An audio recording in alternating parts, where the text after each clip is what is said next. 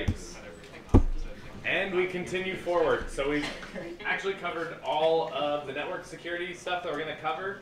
Now we're going to move, and we have to basically, I want to get through all of this by the last class. So we have 3 classes to go to cover all of application security.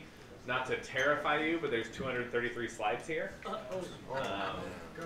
lot of it is pictures, like animations. So there's like 20 or 30 slides that are just one animation. So the slide shouldn't concern you, except that we have stuff that I really want to cover. So what we're looking at now, we're shifting our focus from the network, and we're looking at now applications. So what do we mean when we talk about applications? iOS apps. iOS apps. Yeah, what else? Just like any general user interface. Yeah, like what? Give me some examples.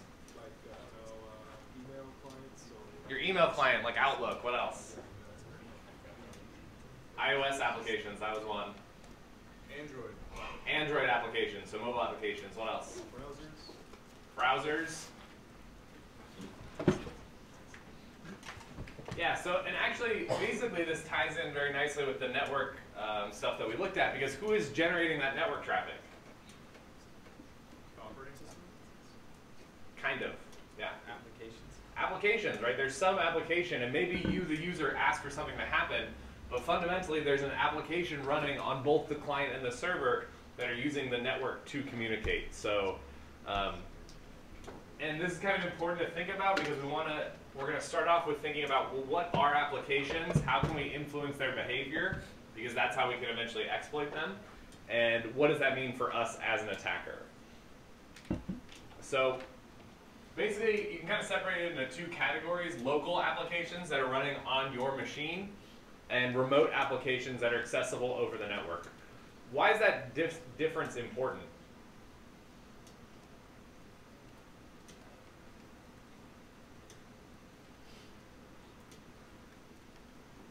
Yeah. If it's local, you have the application with binary. So maybe if it's local, you have access to the binary that's executing. Yeah. Applications that are remote might have different security concerns than ones that are just run locally. Yeah, so maybe different security concerns. And so if you think about an application, right, I don't know, if you think about it conceptually, what actually controls what happens and how that application executes? This isn't a trick question. There's some low-hanging fruit, yeah. The operating system. The operating system that it's running on, yeah. Why does that matter?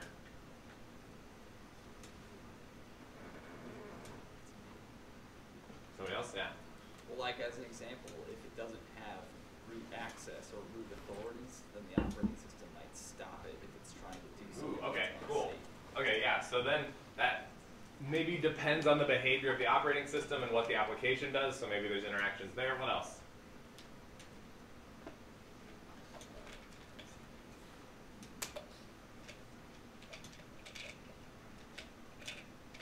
Yeah.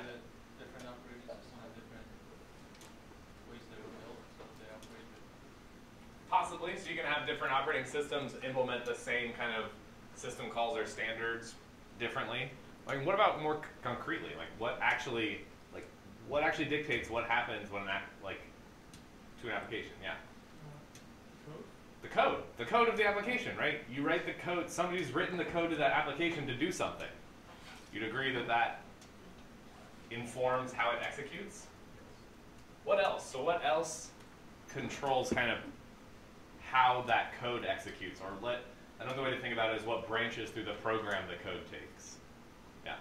I was just going to say the user. Why the user? What about the user? Just like the application magically scans me and it knows that it's me? The user makes decisions that the application, I guess, provides. But how do they communicate those decisions to the application? Some sort of input device. So input to the application, right? So that could be from user input, it could be typed in on a command line, it could be clicking things on a GUI interface. All of those are different ways for input to come from the user to the application. Yeah, what else?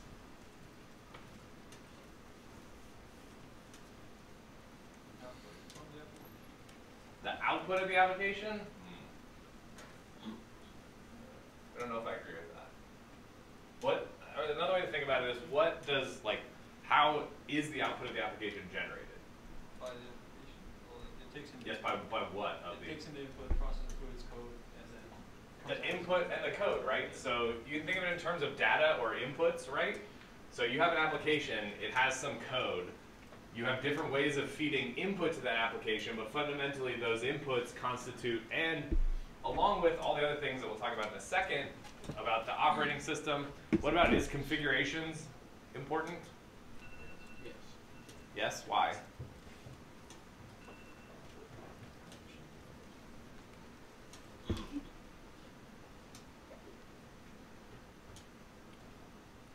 Why are configurations important to the application's execution? Yeah. How a machine is configured can affect how the application runs. Like if you have like environment variables, if you have permissions, things like that. Yeah, so exactly, environment variables, the permission, so you can think of the environment in terms of like everything about the system where the program is executing, but you also have configuration parameters. Maybe there's a configuration file that the application is reading from that chooses, I don't know, which port it allows access to or what IP addresses to trust. Like these are all, you can broadly consider those inputs to the application, but they're not something maybe you directly control. Yeah, so the idea is, so you can think of the behavior of an application, and so the code that it's execute, the data that's being processed, and the environment in which it's run. Can you control the code that the application executes? If you write the application. If you write that application, you can control everything that it does. Is that important from a security? I mean, like from a security standpoint, if we want to trick the application to do something it's not supposed to do, should we assume that we can just change the application's code? Yes. Yes. Yeah? Why? How? It's fun. Shellcode injection, route chaining. Are you still changing the code of that application? No, you're just. So you're tricking it into executing some other code, but You're not changing. you're not changing That's the code of the application, right? fair. I mean, if you can do that, you can fundamentally make the program do anything you want, right? So if you allow me root access on your machine, I can just change any binary on your system to do whatever I want. But at that point, you've given me root access to your machine, so you've given me already the access that I need to do that.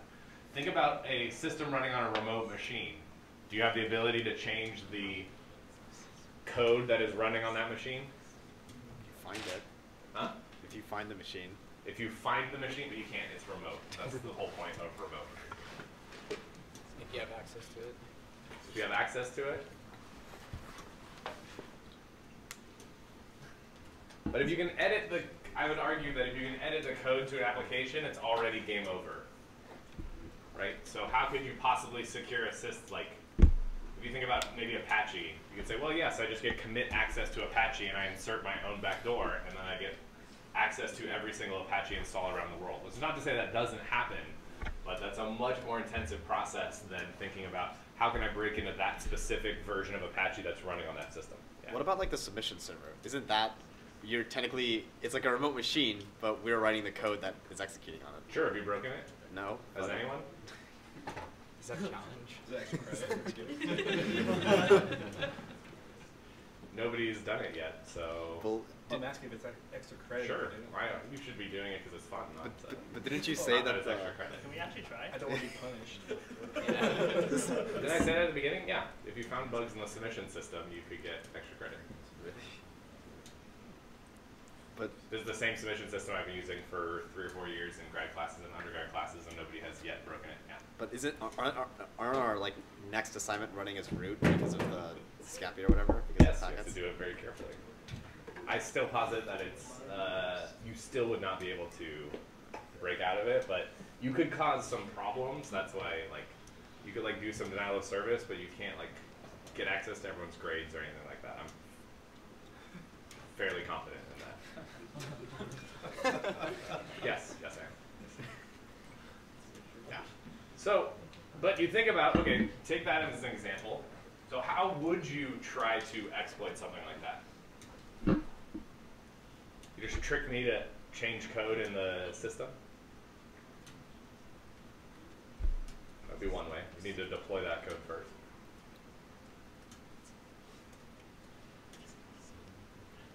Yeah. I know in some specific cases you can redirect memory addresses to point to malicious code. Potentially, but how do you get there? I mean, how do you even go about doing that? So you say influence an application, right? But what does that even mean? How do you do that? You just magic incantations that things happen? Say maybe you could like mess around with the remote system and like cause it to restart. Maybe while it restarts, maybe there's an exploit or something that it does differently. Okay, try to maybe get the system to restart. Yeah. Perhaps some magic input, So why input? Why is input? because there's only two things I can control, the input and the environment, and if it's remote, then I don't have direct control of the environment. Yeah, so it's a remote system running on a remote machine. You can't change the code, you can't change the environment, you can't change the operating system.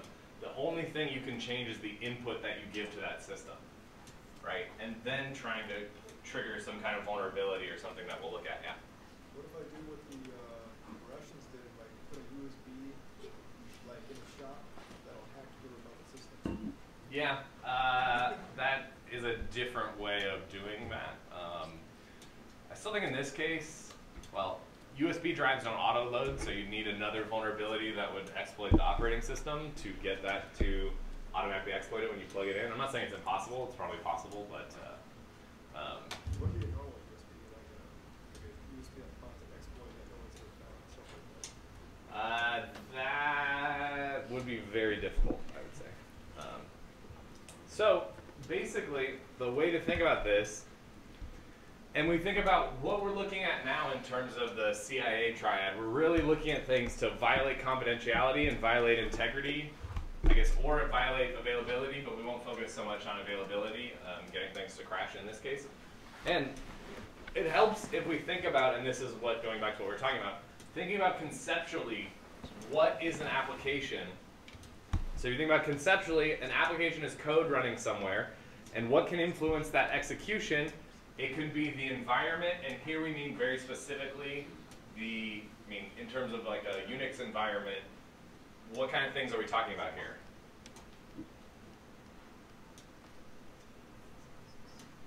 Yeah. Would the version of the operating system count?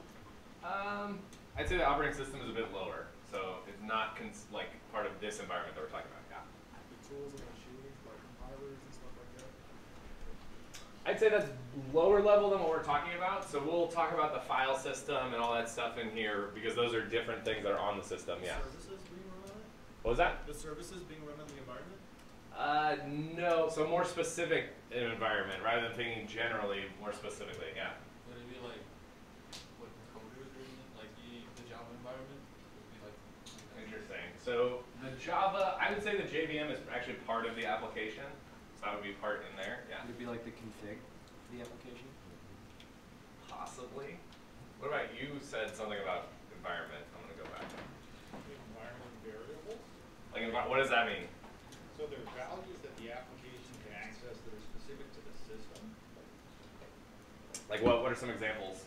Like if you type a tilde in Linux, it goes to your home. So that where the path is for your home directory would be an environment variable because it depends on who's logged in, what that tilde translates to.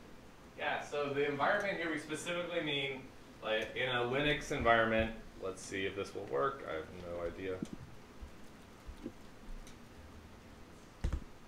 If you type in env, it will show you your environment and define all these variables.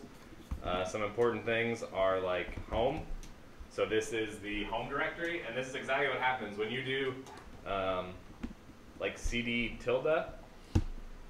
It looks up what is this home environment variable, and that's where it takes you to. So it goes to the directory /users here, ADUPay1. But you could change that home directory, or anyone ever have messed, I think path is also the one that's most kind of used and changed. This is what bash uses. When I type in ls, right, did we talk about this? I feel like we did, about how it kind of wow, this is bringing up a lot of memories from earlier in the semester. Of typing ls, and then it has to figure out which ls program you're talking about. So because if I do this, that's annoying. I think it's bin ls. Yeah, so bin ls is the actual program that actually gets executed. And what bash does is it looks up in the path for every directory in this path variable separates everything by colons and looks up, does ls exist here? Nope. Does ls exist here? Nope, nope, nope, nope, nope, nope, nope. Wow, I should clean this up at some point. Until it finally looks in user bin, or in /bin, which It's the topic. it's in the top. Was it? I don't know. User No, just bin. kidding. I don't know. Oh, there we go. /bin. Okay, so when it finds it there, and then it's done looking, and that's when it knows which ls to execute. So this can impact and you can think of, environment generally, which has all the things we talked about. The same concept exists in Windows system. Anybody ever mess with their path on Windows? Yeah, I recall having to do that a lot to get like Java compilers to work and all that fun stuff. So you also have the operating system that the application is executing on, and you may have the network that the application can talk to, but you also have local files in the file system that the application can talk to. And not only that, you can have other processes running on the system that the application can communicate with. And finally, you can have the user on their terminal being able to access this application. So if you think about where can user input come from to an application, and again, we care about where user input can come from because that's how we can try to influence this application, right? So if we assume we can't change its code, maybe we can change the environment that it's executing in to mess with its behavior. Maybe we can mess with the file system. Maybe we can put it in a weird directory that it's not expecting and execute it. Maybe we can, if you think about where our input comes from, right? The user at the terminal is one thing, so this would be some user input to the application. What's the difference between like running the application locally on my machine and SSHing into a system and then running an application? Is that local or remote? Local, why? Just guessed. Just 50-50 shot. This was the first one I said, so. Yeah. Because you are logged in as one of the users on the system, so you have those permissions. Yeah, it's as if you were sitting on a terminal on that system. So when we say terminal here, it can be remote SSH, but you're still a local user on that system, right? Whereas if you think about a website, when you're talking to some website, you're talking to an HTTP server that's living on that system. You're not an actual user on that system. And then the application gets its input also from the file system, from the network, and other applications. So this is what we need to be thinking about when you're looking at an application and thinking, how can I break this? How can I make this do something it's not supposed to do? You need to think about what are all the different ways that input goes into this application. And then seeing what you control, because that's kind of the key, is thinking, what do I control in here? So what types of things could you control in here?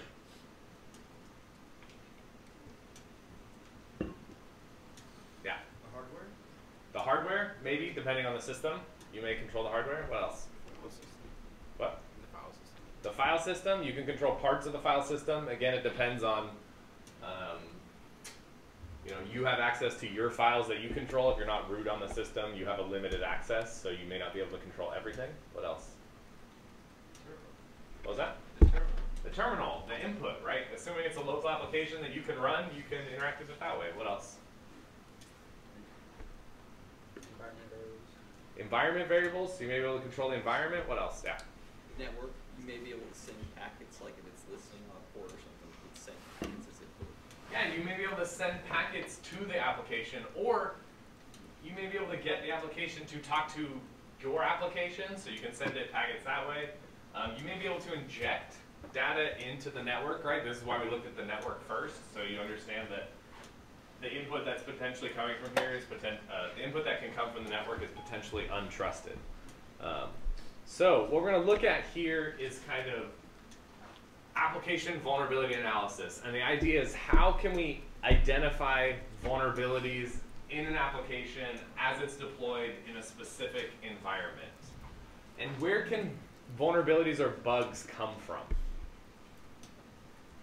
The code. What was that? The code. The code. What do you mean by the code? The code could have some unexpected errors. Yeah, okay, so the code itself could have, the code could have a mistake that the programmer made while writing the code. Is that the only types of bugs that ever exist?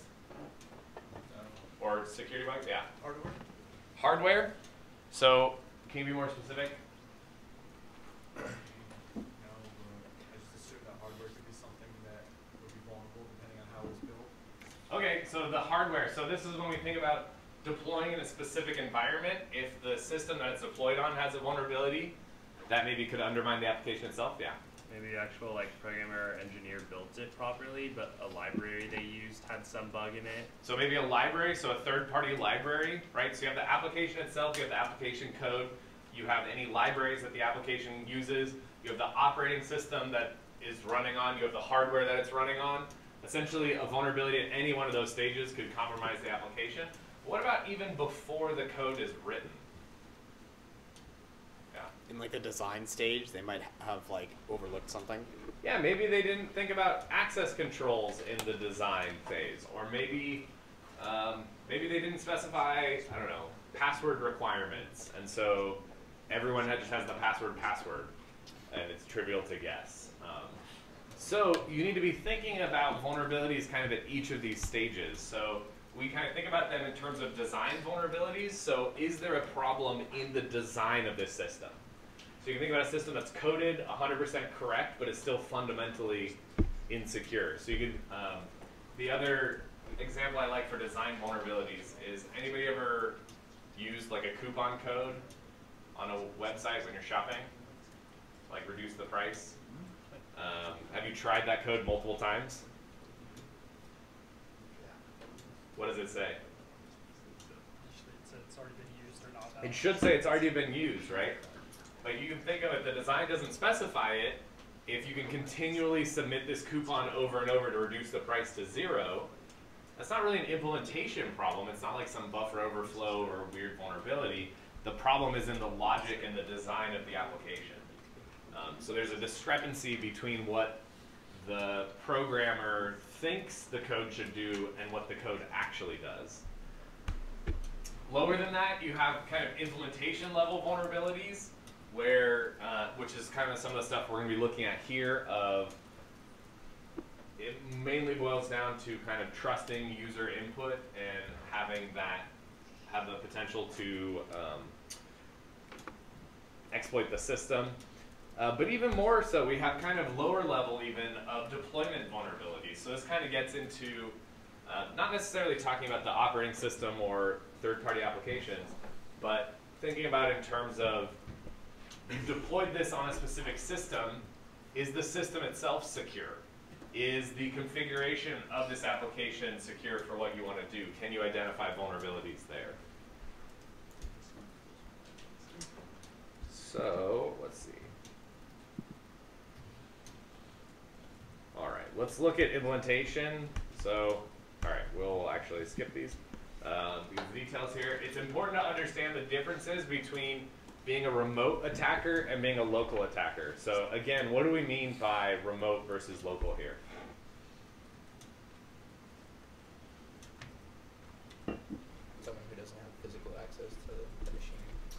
So less than that, because we still consider, let's say somebody's SSH'd in a remote machine, local to that machine, but doesn't actually have physical access. You got something? Yeah. I'd say that remote is when you're strictly looking at how the program reacts, and local is when you can mess around with everything besides just the input. Yeah, so the way I like to think about it is in terms of this model. If you're a remote attacker, you are some other node that's outside of this network living somewhere. And you're trying to take over that application that runs on some machine somewhere. So you have additional problems of what we talked about, of figuring out what that application is, what version number, all that. But assuming even that you know that already, in this diagram, what now, if you're a remote attacker, can you actually influence? Only the network input, right? You can't control the environment or the file system or any other application, right? All you can do is talk over the network on this system. Now, so then contrast that with being a local attacker, where you now do have, you can create things in the operating system. You can create different files. You can maybe run the application itself with a different environment to do something there. And so it's a key thing to understand. And usually the goal is, well, if you think about this system, if you're a remote attacker, do you have any user accounts on that system? Do you have an ability to like look through the file system arbitrarily? What can you do? If you think about it in terms of capabilities, what can you do?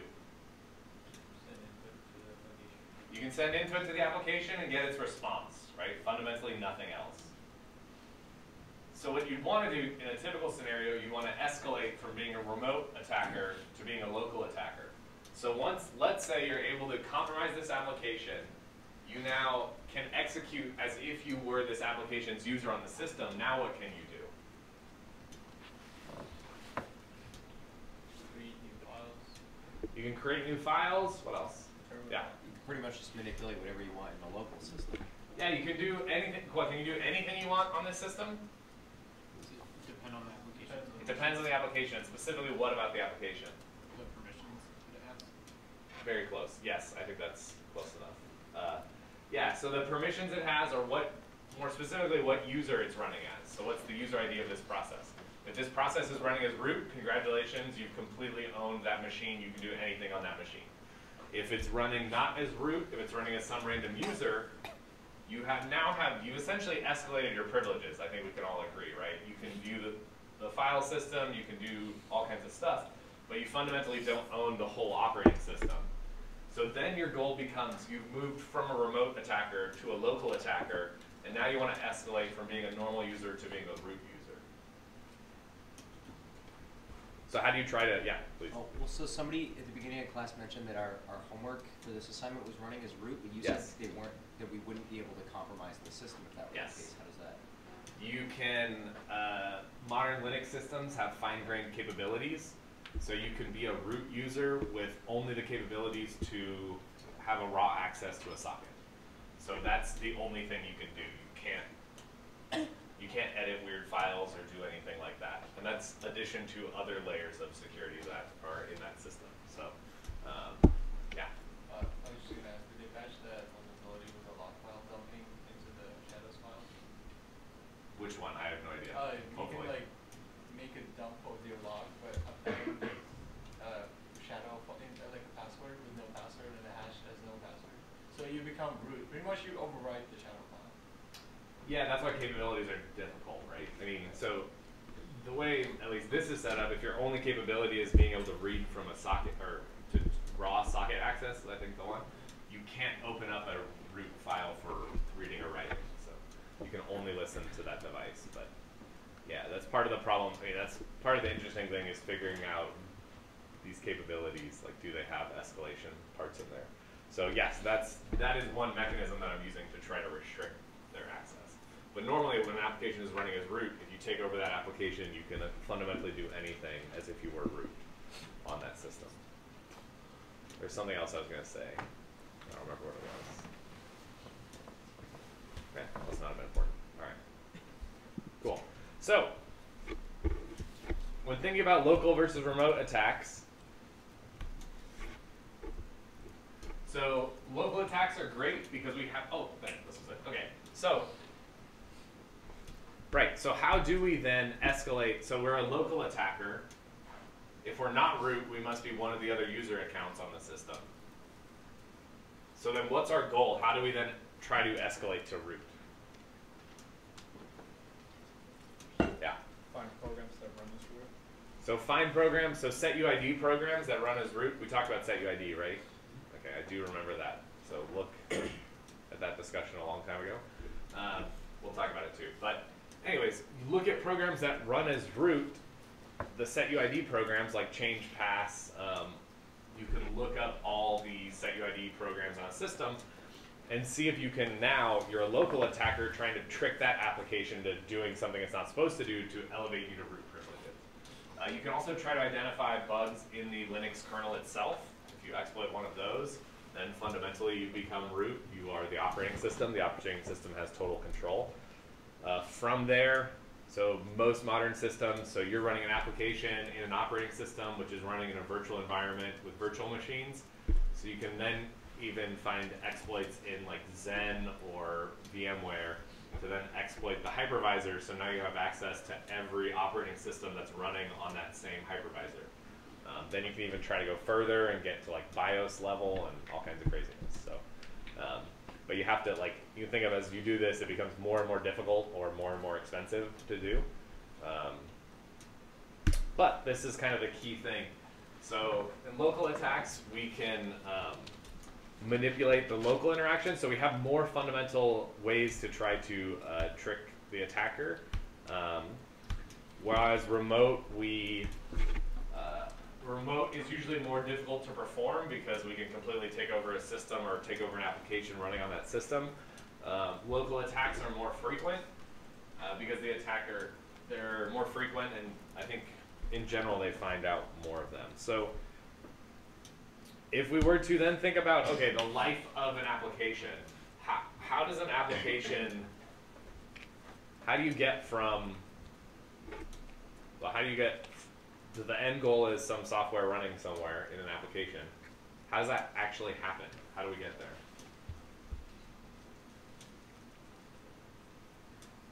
Yeah. Someone designs it. So you design it, and then what? Well, that's in our ideal world.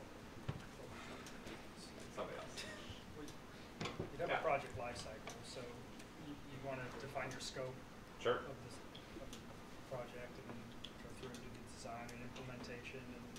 Implement it, and then what happens? So what are you doing? Are you writing? So does the CPU? So you write, let's say, even a C or C++ application. Is that what the processor executes?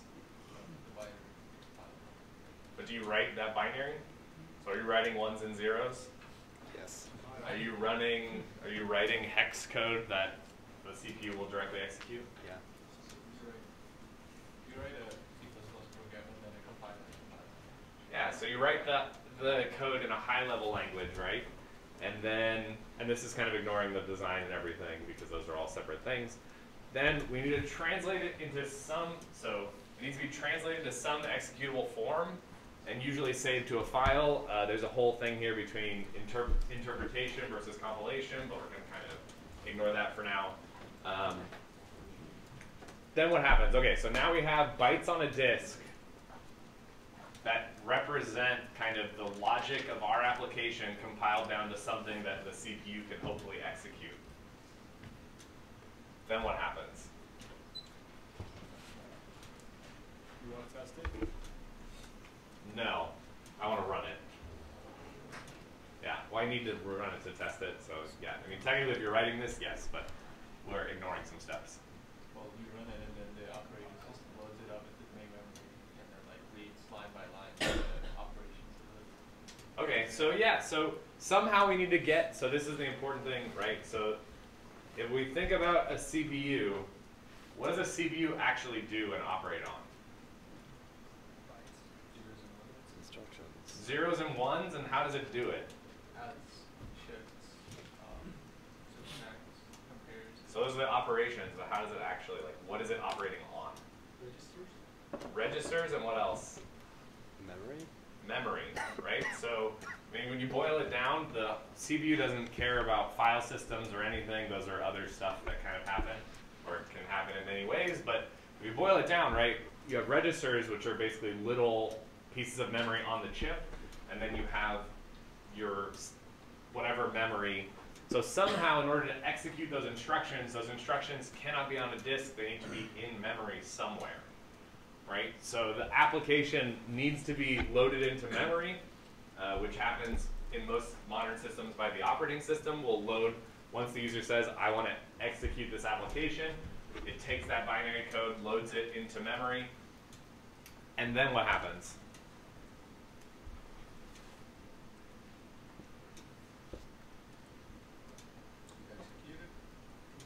I execute it? Well, the operating system. Yeah, so then the operating system needs to somehow execute it, right? So it has to tell the CPU, hey, start executing at this instruction where I just loaded this application into. It starts executing, and then at some point it terminates. So this is kind of a boiled down version of the life cycle of an application. We will skip interpretation versus compilation. Look into that when you study compilers and all that stuff. We'll go into compilation. Has anyone, I know there's definitely some of you, has anyone not taken 340 or not currently in 340? Okay, cool. We have to understand, we will go over everything you need to understand. We're not going to go into how compilers work, but more so like what they do and kind of why they do it. In order to so this is kind of, in order to understand like buffer overflows, you need to fully understand that whole life cycle of what happens there. Because the problem is not necessarily in the C or the C++ code, it's in how the CPU is executing the binary code that is translated from the C code. But this is all things that we understand from coding in C and C++ and other high-level languages. So we first step of the compilation, we have some preprocessor that processes all our pound includes, pound defines, all those fun things. And then what does the compiler spit out? So what does like GCC or CPP, or I mean not CPP, but what does the compiler actually do?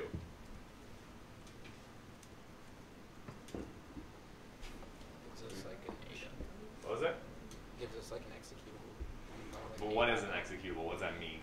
Translate code into machine readable, so it has like, it looks up pretty much what a command is and then translate it. Yeah, so it needs to somehow translate our high-level C logic into low-level instructions that the CPU can actually execute and understand, right? And this is architecture specific, so it depends on what chip are we trying to execute this on. Is it a 32-bit x86 chip?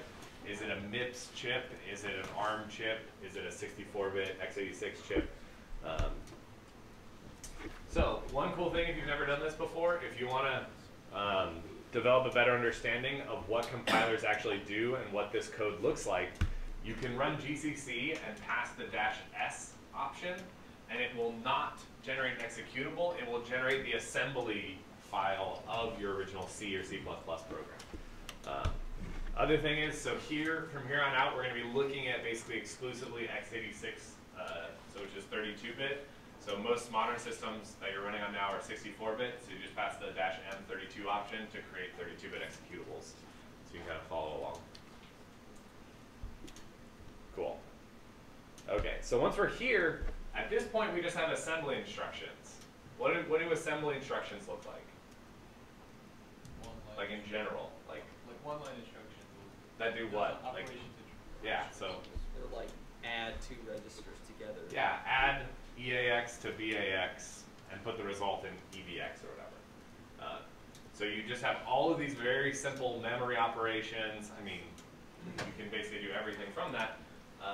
But at this level, at the assembly level, this is something you can write. So you can write assembly instructions, which I believe you've done, right? Okay, good. Cool. So you can write assembly by hand, but the CPU can't execute that. I mean, it's text. Like, what does the CPU actually execute?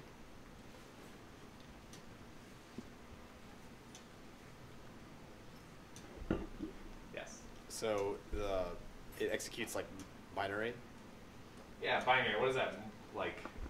So one way to think about it is it translates the add EAX, EBX into some very specific byte combination that the CPU knows how to interpret and say, aha, I should add these two registers together. And then now I know what the next instruction is, and so on and so forth. So, but at this point, if you just output this assembly file, we need to actually turn that into this binary object. So this is why if you do this -s option, it will output a human readable text file that is the assembly instructions of your program. From there, you need to assemble that, so you need an assembler. So when you think of GCC, it's actually this like whole collection of tools that does all of this end-to-end for you. But breaking it down and understanding what is happening there is important to understand the whole process here. So now we need to turn it into some binary code, but do we just have like this blob? Like how does, like when we're compiling things, what are some important things to note or to have? Or I don't know. Yeah. We need to know like the address of the instruction. We need to know of what instruction? Of any of the instructions that we're executing. So like for like in a jump, like if we're jumping to a function call, we need to know where that function call is in memory. So yeah, so depending on the architecture, right, if we're jumping to very specific memory locations, we need to know where our application is going to be loaded in memory. So we need, yeah, what else do we need? I thought you meant like there's a header in each like executable that says what architecture is executable on and like so on and so forth. So like the header, the 32-bit, 64-bit. Right, and the question kind of is why, and what stuff should go in there. So like different systems do not run like 32-bit operations, 64-bit systems. Yeah, so we want some methods, like some information, so that if this binary is copied to another system, it would know should it execute it or not. What about even where to start executing? Is that important information to be able to run an application? Yeah, right? And thinking back, so it may not be at the very first byte. You may have setups, you may have data that's being initialized, so you need some way to specify this. So basically there needs to be some additional metadata along with this binary object to say all of these things. Furthermore,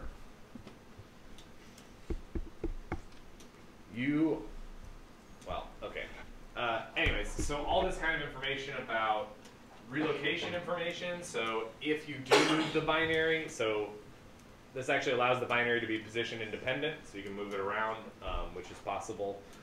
Debugging information, so this is where if you do the -G flag, this is what keeps a map of the actual binary like instructions to your C code so that the GDB can properly show that and deal with all of that. Then, so at this point we basically just have some binary code with some metadata, but it's not necessarily executable at this point, so why not?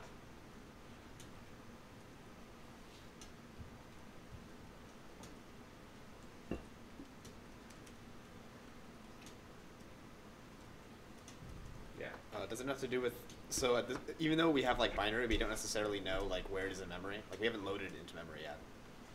Yeah, we haven't loaded it in memory, and also maybe this isn't all of our program, right? We can write our program in multiple files. You can compile each file down to an object file, and then at the end combine them all together. And this is how you can have libraries. There's a little bit of difference there between when you're kind of linking all your libraries together. But we need some other phase that's going to go and going to link our binary object up with all of the library references that we have. So the Linux linker is called LD. You can statically link in anything at compile time. So statically linking means that that binary, that library is included inside the source, inside the binary code of your application. Whereas dynamic linking is performed at runtime. So the system. So for instance, what's one of the most popular libraries that I'm sure all of you use when you're writing C or C++ code? Wow, let's do C code. What was that? Yeah, but what is that? Where is that defined? What was it? Yeah, the C standard library, right? So that's a standard library that defines all of this printf, scanf, most of the input-output functions. Basically, you can think of it as anything that's not an operating system call, which an operating system call is basically read and write. Those are basic, and everything else is done in this library. So the question is, when you're writing an application, should every application include a copy of printf in their binary?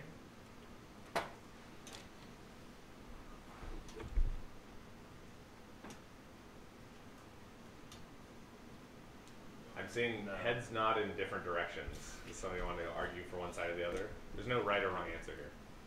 Yeah, oh, now everyone's hands is up. Yeah. Why ship like code or stuff that you're not ever going to use? Ooh. That's just wasted space. Let's say I do use it though. Let's say I use printf a lot. Oh, then sure. Then sure. Okay. Yeah, in the back. So by including it dynamically, we can save space because there can be redundant calls to printf in different applications, so someone else may use printf. But if I keep it static, then I know that I have a dead set version of printf and it can't update or change on it. Yeah, so it's actually a pretty interesting kind of like software engineering concern when you think about it. That also has security concerns with it. So the idea is if you're statically including every library that you have in your application, that inherently means your application is going to be larger, right? Which, I mean, I don't know, in this day and age, I guess that's not a huge deal. But fundamentally, when you're dynamically loading this library, let's say there's a vulnerability or something in that library. Now, in order to fix that, you have to ship every application that's on your system that's statically linked needs to be shipped, and you need to update each application rather than just updating the library in one place, and now every application that uses it uses that new version. The flip side is if some developer, and this happens a lot more, I'd say in the web and other types of areas, where some developer pushes a crappy version of this library that then breaks your application. And so the previous version was working fine, so if you, but maybe they've mixed in functionality like security functionality in with this, or security bug fixes in with this new functionality, now you kind of have to move to that latest version. So anyways, this is something that comes up over and over about the benefits between like statically linking stuff and dynamically linking. So most now, and then at this point, we finally now have something that is in an executable format. So all this kind of really means is that it can be executed. On Linux, the file format is called ELF. I don't remember what that stands for. Something's format. I know the F is format. E is probably extended or extensible. Or It's something. ELF. Executable links. Link format or something? I don't know. Anyways, it's a very, and then on Windows, PE, so if you see a .exe file, they're all in the PE file format. And all this basically means is that there's a bunch of information to understand it. So that's weird. Okay.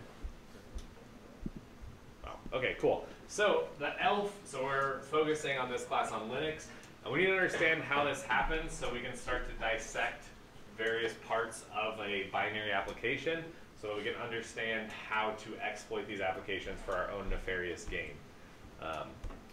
ELF files have a bunch of information. Important tools to deal with them. In the readelf application, you can pass it an ELF file. It will show you all the headers and all the important things about the application. The file application is super useful because it reads the header data of a file, so it will tell you what type of file it is, not based on the extension, because on Linux extensions are meaningless. It's the file format that tells you this. So if we look at it and we think about what type of information, and really this ELF file format is in some sense a contract between application developers and the operating system. So if the operating system has as much has all the information it needs in order to actually execute your application. Because without this, it can't have it. So there are different sections inside of an ELF file with different permissions. And so this is, you can do readelf and it will show you exactly all of this. Important things to kind of, be familiar with are the .text section. This is where your program's code lives. So all the program's code will be in the text section. The .data section is all initialized data that is like, so if you have constant strings, they're going to probably be in the maybe the .data section, or if you have like global arrays will sometimes be in there. .ro data for read-only data, so if you have data that's read-only. The .bss is for data that is not been initialized by you, the programmer. So I think maybe technically, and again, this all depends on your compiler, so the compiler figures out based on the data that you use in your program where to put what data in what section. Important things here are these flags. So these are basically, you can think of it as permissions on these regions of memory in your application.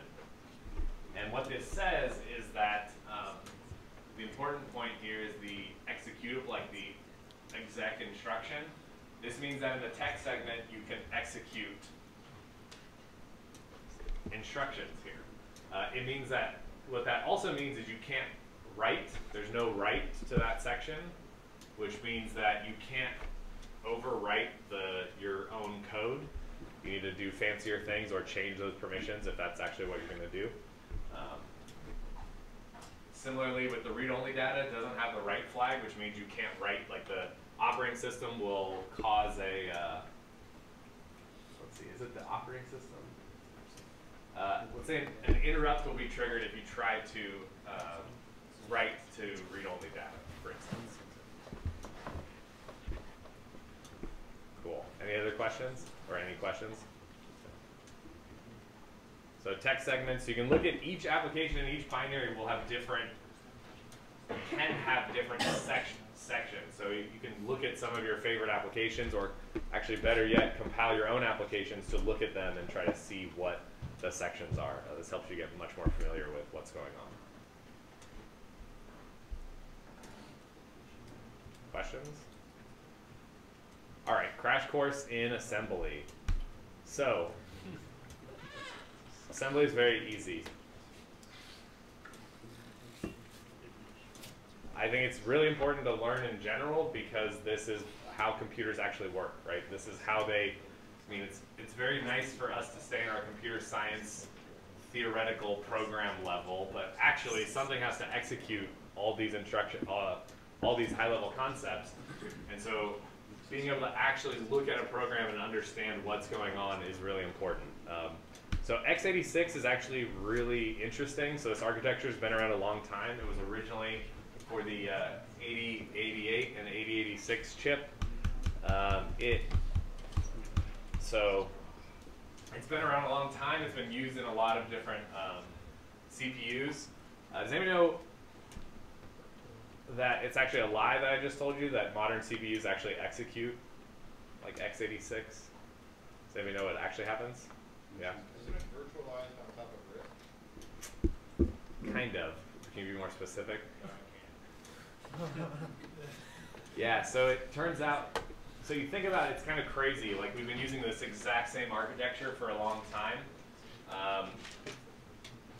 Essentially what, I think it's, yeah, the phrase is microcode. So basically, the CPU executes this very limited set of instructions in microcode, and there's a translation layer that actually grabs the x86 code and translates that to microcode instructions that actually gets executed by the CPU itself. And all this happens like on the CPU. So the operating system, your program, nobody actually ever knows this. It's like this abstraction provided by the chip. This is why everything's crazy and complicated, but it means that Intel, when they have things like Spectre or Meltdown, they can actually issue CPU upgrades to upgrade the microcode on your chip, which is crazy. So anyways, peeling back the veil a little bit, seeing the horrors underneath, and then closing it. So, but you can go look that up, all that stuff. So just as we talked about, we have a number of registers in x86. Registers are basically, you can think of as the local variables of the processor. And fundamentally, at least on x86, you can't do any operations on, well, actually, is that true? I don't think you can do any operations directly on memory, but that may be false. No, I think that's true. You have to bring stuff into a register, then compute on it, and then copy that value back to some memory address. So there are four, so again, this is, so when we say that it's a 32-bit CPU, essentially what we mean is that each register is 32 bits, and that means when we're referencing memory, we can reference up to 2 to the 32 bytes of memory.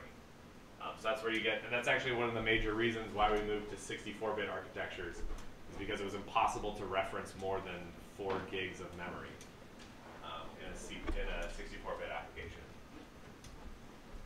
So we have 4 registers. It's very easy, so it's going to seem very complicated. A, B, C, and D. 4. A, B, C, D. So a little bit of historic back. So x86 evolved from a 16-bit architecture, and those registers had the names basically AX, BX, CX, and should be DX here. So the E in front of it stands for, I think, extended. So extended EAX, EBX, ECX, EBX.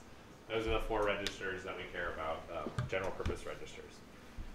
There are some conventions. I don't think that's as important. What is important is referencing those 32 bits in an instruction. So what seems kind of crazy when you're reading So I tell you there's these 4 registers, EAX, EBX, ECX, EDX, and we think because we're programmers, well, I will see variables of these names and no others, right? Transfer memory into EAX, add EAX to EBX, subtract ECX from EBX, and then put it back into some memory location. That is not the case because there's different names to address different bits inside that register. So you have the whole register, EAX, in a nice bit of backwards compatibility. So this is, we know, is 32 bits. The last, or the lower 16 bits is referenced by the register EAX. Inside there, the upper 8 bits are registered, you can address by AH and AL within here. So, I know it's kind of crazy, but you do have the A, so that tells you kind of where it is. This means that whatever, if you have like, I don't know, if this is all zeros and the rest of this is all 1 and you're moving AL into some other register, then it's going to be just these bits that happens or computation happens. This actually is important when we look at shrinking shellcode size and all this stuff, which we'll kind of cover in a bit. When you're writing assembly by hand, sometimes you want to avoid zeros in the resulting code, so we'll look at that. Other registers, like there's the ESI register. Yeah, so we also have 2 registers that are mostly used for memory operations, ESI and EDI. And there's a number of other, so we have our 4 general purpose registers, these 2 registers, and there's a number of kind of, we'll say, registers that have like a semantic meaning in the, while executing assembly instructions. And we'll actually look at what these mean and how they work because they're important to security, and this is where kind of you can completely control an application. So you have the ESP, which is the stack pointer, which we'll look at, and we have the EBP, which is the frame pointer, which we'll look at as well. We also have EIP in here, which is the instruction pointer, which points in the text segment or whatever is the code that's going to be the next thing that's executed. All right, there's a number, I'm not going to get into this. Yes, okay, so there's an EIP, so the EIP register is the next instruction to be executed. And so when it say it points to, what do we actually mean here? And this is, I think, important when thinking about what's actually going on here. Yeah. It's like, it's the memory address of the next instruction? Yeah, so if you look, this is the same as pointers in C, right? A pointer just has the memory location of something. Right, so here, when you think about the EIP register, it is just like any other register. It's 32 bits. And the address inside of there is where the CPU is going to go fetch the next instruction and execute it. But there's nothing special. Like the bytes inside there are just a memory location. But again, the processor doesn't really care about that, only when it goes to go fetch memory. So you don't change EIP directly, but you can use jump instructions to change the program's execution to somewhere else. You can do call and return instructions, which we'll look at in a second. That's not important. There's floating point stuff, which is crazy. Okay, first, a little word of warning about Endianess. I believe we talked about this when we talked about networks, but we'll revisit it again. So again, what does Endianess mean? Yeah. It's like the most significant or least significant bits. Close. Bytes. Yeah, it's on the byte level, so it's very. So yeah, it's you have for 32 bits, you have 4 bytes. Which is the most significant byte or the least significant byte? So this is just something to remember. So Intel uses little endian ordering, which means that if you have the 32-bit value in hex of 03020100, starting at an address 00F67B40, what little endian means is at 40 will be the value 0, which is the little value. At 41 will be 1, at 42 will be 2, and at 43 will be 3. What about how do computers represent negative numbers? Yeah, signed, but what does that mean? Two's complement. In two's complement, exactly. So you flip the bits and add 1. That's basically the way you do that. So -1 is all F's, -2 is F, F, F, F, F, E. You'll need a calculator. Most calculators have nice programming modes that I use, so I just use, and I don't do anything fancy, I just usually use the built-in like Mac calculator for, sometimes you need to calculate offsets or looking at instructions, figuring things out. All right, continuing our crash course into x86 assembly language. It is a slightly, so this sounds silly, but it's a slightly higher level language than just raw machine code. It does have some abstractions, but not a ton. Okay, one thing that makes this very confusing is that there's actually 2 different types of syntax to look at one assembly language program. And it seems silly because the instructions are very simple.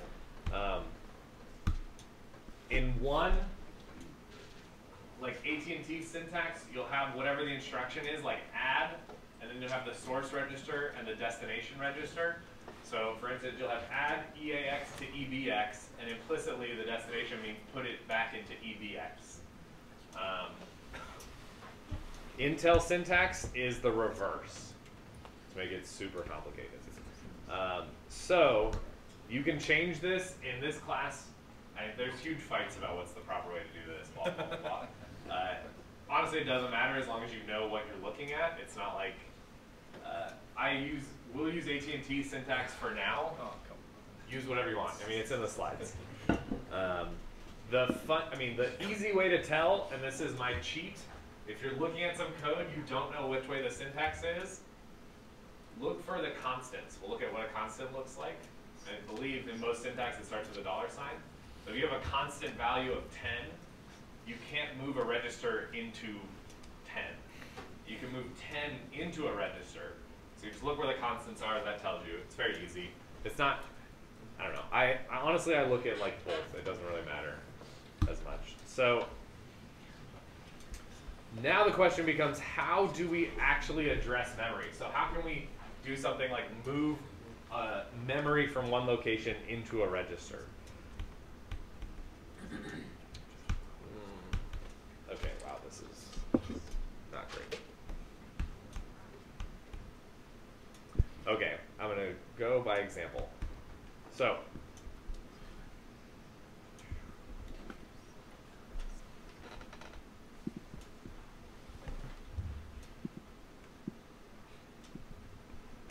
okay, so the main way we'll look at is, let's say we want to move, and we have source, so we're trying to move, that's MOVL. And we want to move memory from some memory location into, let's say, EAX. So let's say we have some memory value inside the register EBX. So the way to kind of translate this from C is you can think of as the parentheses as a dereference. So dereference whatever's in EBX. Whatever's at that memory location, move it into EAX. Similarly, the reverse, if we want to put the value EAX into EBX, and this is different.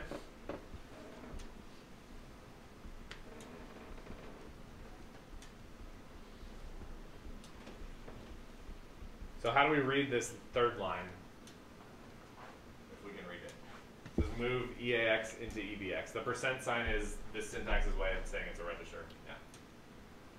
Yeah. Since the parentheses is for dereference, I assume that the third line is that it's just taking whatever value is stored at EAX and putting it into the register EBX. Yeah, so the key difference is in the dereference of the parentheses. So here, take whatever's inside EAX, those bits, and move them and copy them into EBX. Whereas this one says, take whatever's in EAX and put it into memory wherever EBX points to. So look in memory, look at that value, copy that value there.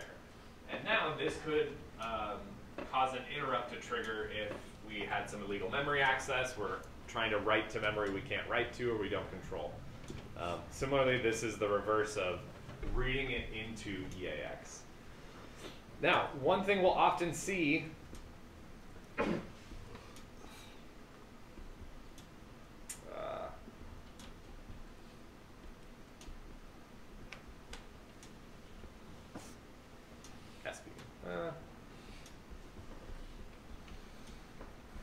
now, oftentimes, basically you can think of it as a convenience factor. We want to do operations on a value. So we don't want to get that value exactly. We want to get, let's say, the base pointer minus 10. And we want to move that into EAX.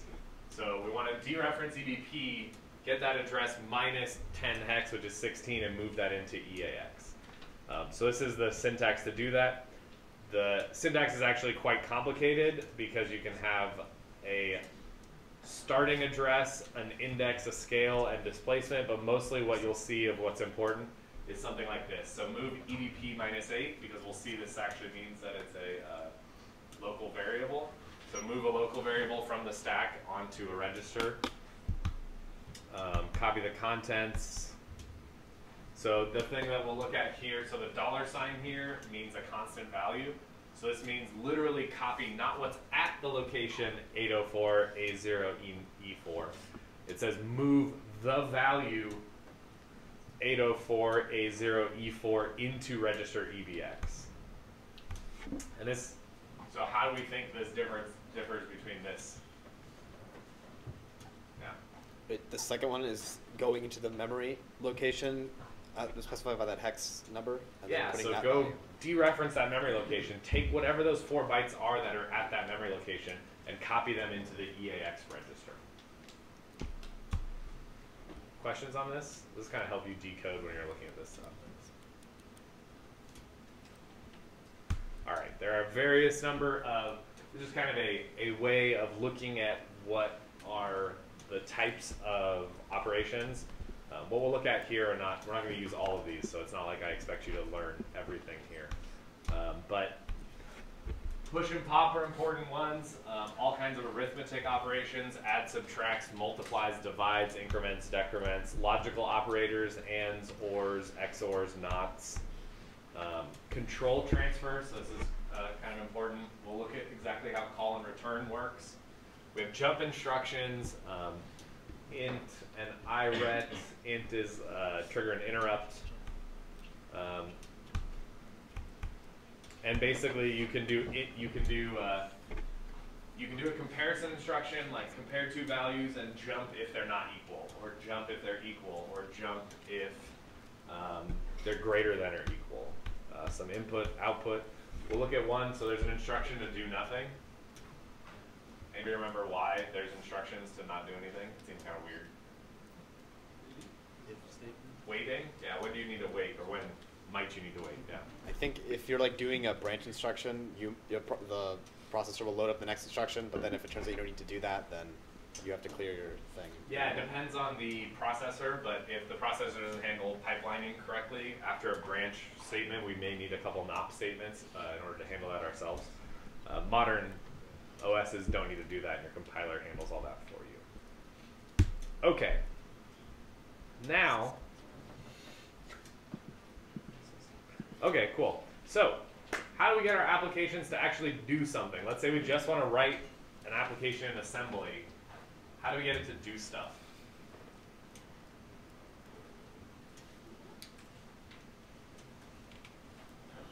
Oh wait, somebody else.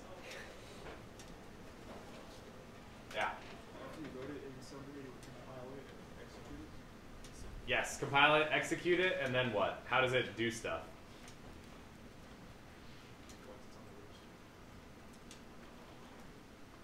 How does it actually interact with us? Yeah.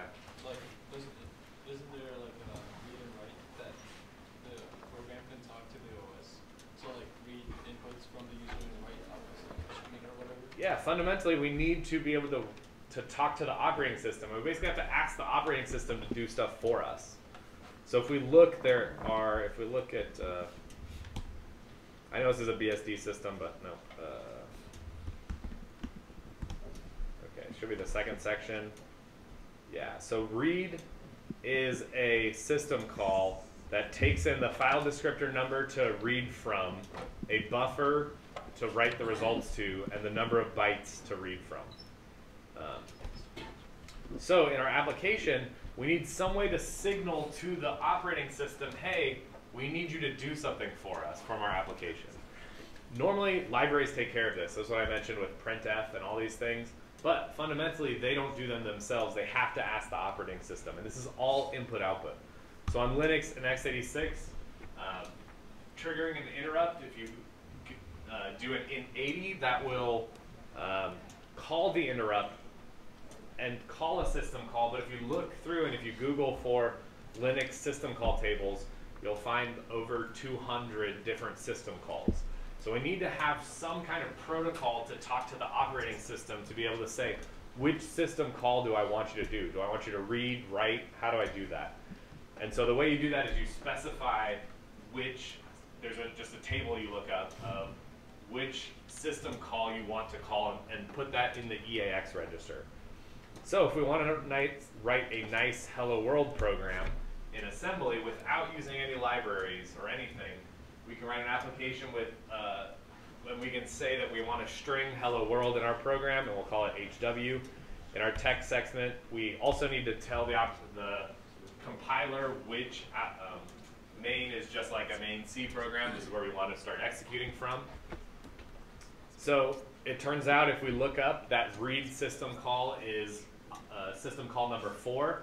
So the very first thing we're going to do is move 4 into EAX. And then we have to pass those arguments. So we need to pass the file descriptor, the buffer, and the size. So what's the file descriptor we want? Oh, sorry, I lied. We're not going to read, we're going to write, but it's the same argument. So write is system call number 4. So what file descriptor do we want to write to?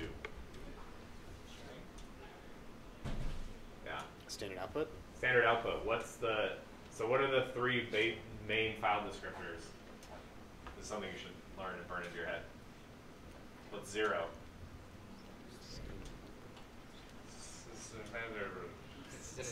Standard input.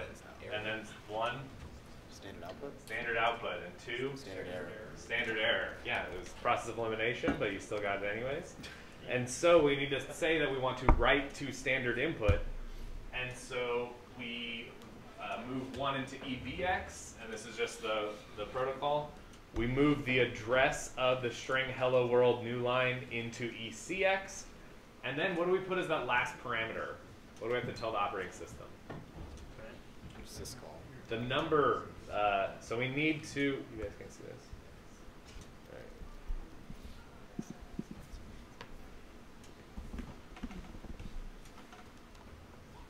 So we need to pass the file descriptor in EBX, so the system call number in EAX, the file descriptor in EBX, the buffer in ECX, and then the size in EBX. So we need to say how many bytes to write out. And if we look at this string, we can see that it's 12 bytes. It should be hello space world and then a new line. Then we need to call int80. That triggers the operating system. The operating system will then look up each register and see which system call do we want to call and set the arguments properly. It will write that out. Then finally it gets to us. And now we want to call exit. So we'll move 0 into EAX, which is the system call exit. And, oh, sorry, we're not doing that. We're returning from main. We'll see that we're setting the return value of main to 0. And so this program, you can take this program, compile it, it works, run it, it's super cool. All right, when we go back, we'll talk about exploits.